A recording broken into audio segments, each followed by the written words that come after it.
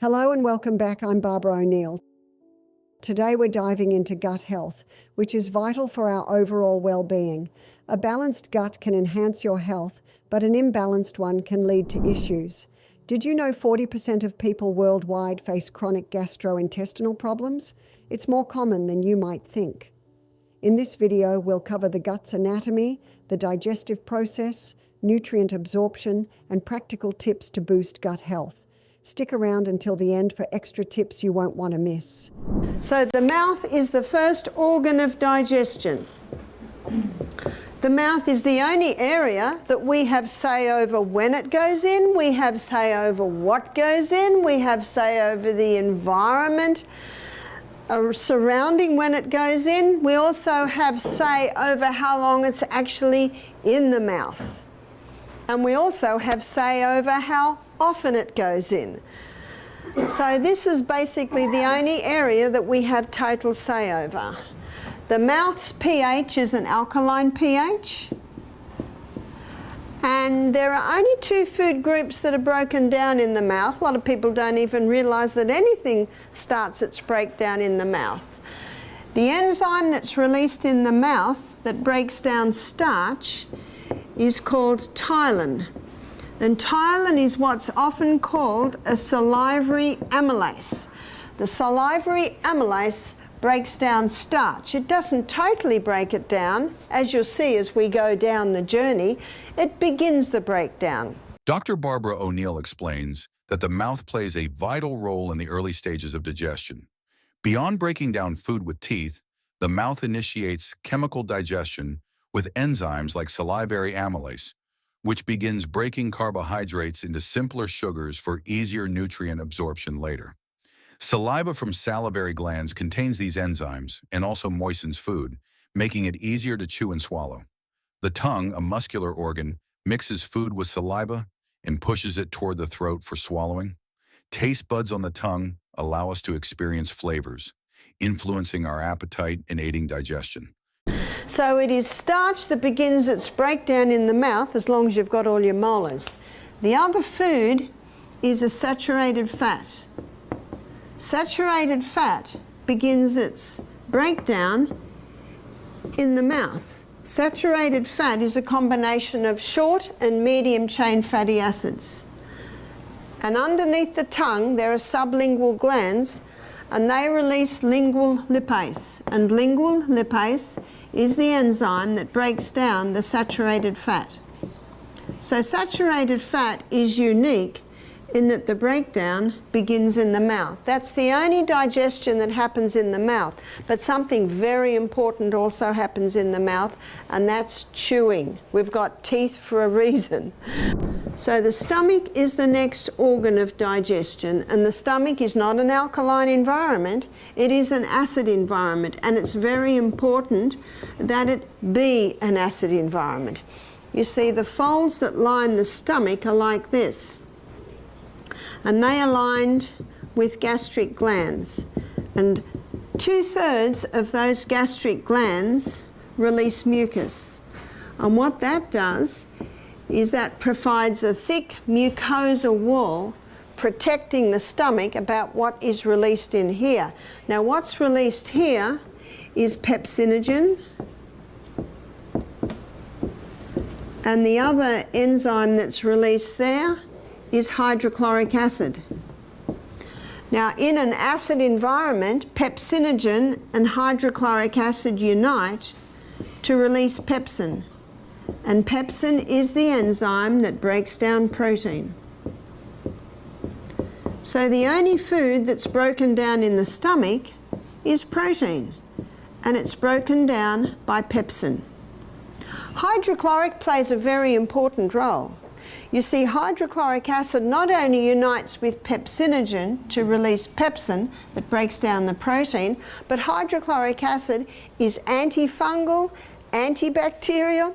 So if any fungus or yeast or bacteria happens to be on the food we're eating, if you've got nice strong hydrochloric acid, it basically annihilates it. And you can see why God meant this union to happen here, because if pepsin was here, pepsin could start breaking down the lining of the stomach. Something also is released here, and that's the intrinsic factor. The intrinsic factor is very important for the absorption of B12. Dr. Barbara O'Neill explains that the intrinsic factor, a glycoprotein, is essential for vitamin B12 absorption in the small intestine. Without it, B12 cannot be effectively absorbed, leading to deficiencies that may cause anemia and neurological issues. As food mixes with gastric juices, it turns into a semi-liquid called chyme. The stomach muscles periodically contract to churn the chyme, enhancing its mix with digestive enzymes and ensuring thorough breakdown before it enters the small intestine. Once ready, the chyme slowly passes through the pyloric sphincter into the small intestine, where further digestion and nutrient absorption occur. This regulated release optimizes digestion and nutrient absorption. So what would cause a weakening in the production of hydrochloric acid? Drinking with the meals.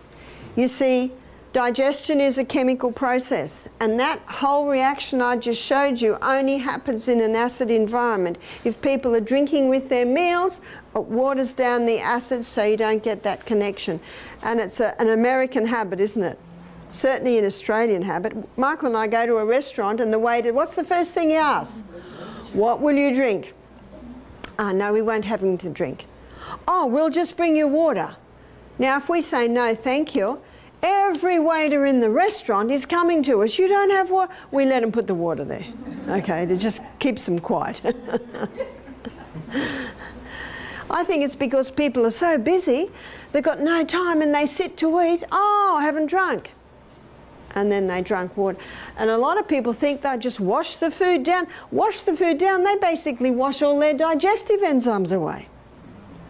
We should be stopping water ideally half an hour before the meal, resume about an hour and a half after the meal. That hour and a half allows time for those digestive enzymes to start their breakdown. If someone's thirsty after a meal, by all means have a mouthful. But large fluid with the meal will water it down. Also, when people are eating every couple of hours, you see, we have one stomach. And that stomach, there's much research to prove this, that one stomach takes 3 to 4 hours to digest. And then that stomach loves a 1 hour rest. Dr. Barbara O'Neill emphasizes that timing digestion and rest for the stomach is essential for optimal function. Eating frequently without giving the stomach time to digest and rest can lead to issues like indigestion, bloating, and reduced nutrient absorption.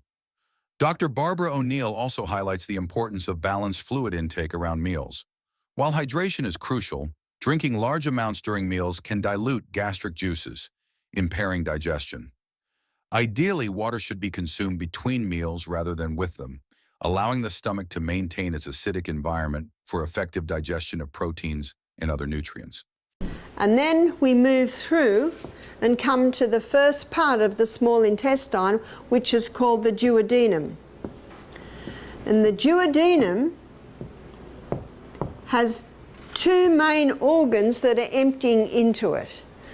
Notice we've got the liver here, the gallbladder. The gallbladder is a reservoir for bile, and that bile duct comes down, connects with the neck of the pancreas and empties into the duodenum.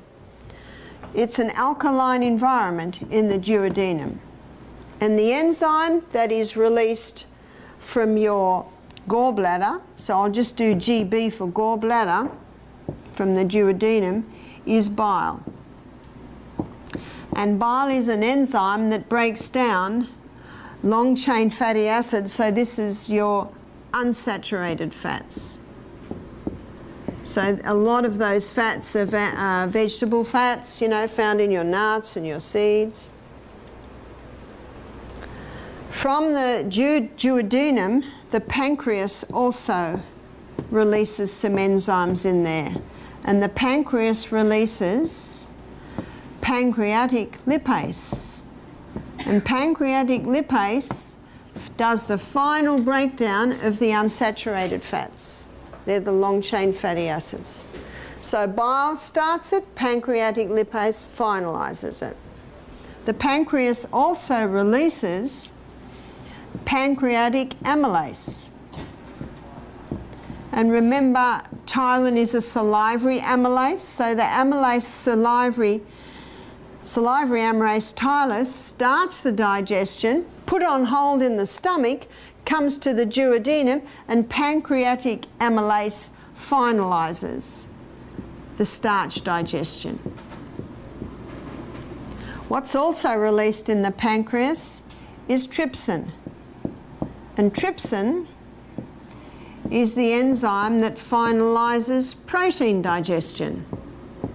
So protein digestion is begun in the stomach and finalized in the duodenum under trypsin and chymotrypsin.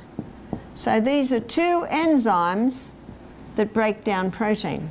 And as I showed this morning, that villi should have a thick turf wall. And that thick turf wall around it is made out of mostly Lactobacillus acidophilus and Bifidobacterium.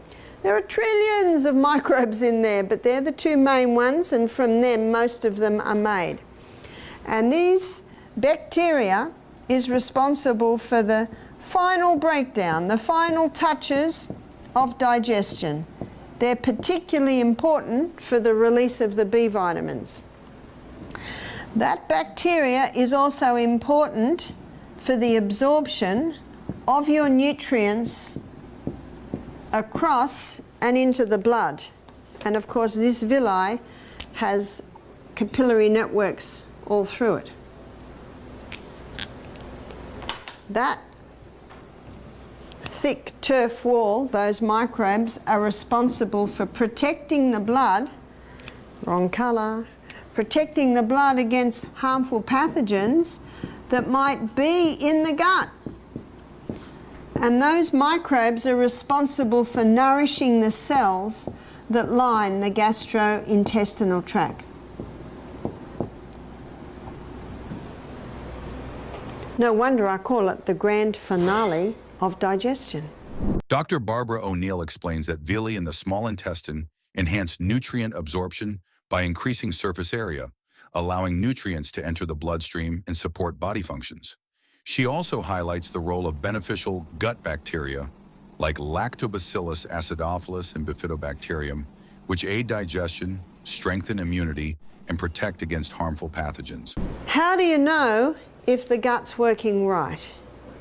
Let me give you a story of a man that came to our health retreat with his wife. He was 68, his wife was 67. I said, "What is your reason for coming to our retreat?" He said, "I'm here to accompany my wife." I said, "Right." I said, "How many bowel movements do you average a day?" Because I did a health assessment on him. He said 6. I said, "Oh, that's a lot." He said, "Yes, I've got irritable bowel." I said, "Oh, are you on medication?" "Yes," and he listed the anti-inflammatories and the cortisones. He said, "Yes, recently the doctor said I can do no more for you." I said, "Oh." And then I looked at what he ate. He loved bread, he loved meat, he loved dairy, and he loved sugar, and he loved a couple of scotches every night. You see, when you're healing an irritated gut, this is what you've got to do. Number 1, stop all the irritants. What are the irritants? Wheat, dairy, in fact, all the things he was having. Refined sugar, alcohol. All of these foods are like kerosene to a fire to an irritated gut. And he was having lots of them. Number 2, probiotic. Probiotic is for life. And that cortisone that he was on, it can break down that gut flora. The very thing he was taking to supposedly heal him, it wasn't at all. All it does is stop the gut being inflamed. And on all that medication, he's going 6 times a day. And number 3, there is a herb called slippery elm, and slippery elm coats, soothes and heals the lining of the gut.